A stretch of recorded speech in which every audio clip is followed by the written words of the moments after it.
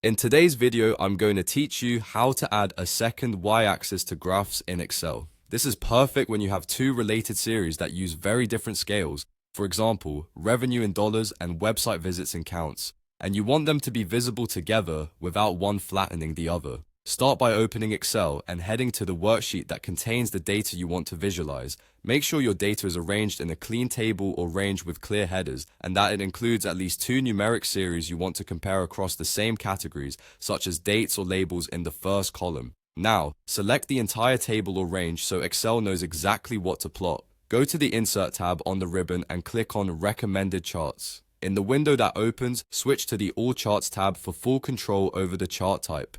Choose Line, then select Line with Markers. This style helps you see each data point clearly while still showing the trend. Confirm your selection, and Excel will insert the chart onto your sheet. Once the chart is plotted, you'll notice that Excel places your series on the primary vertical axis on the left side by default. If your series use different scales, one line might look almost flat compared to the other. That's where the secondary axis comes in.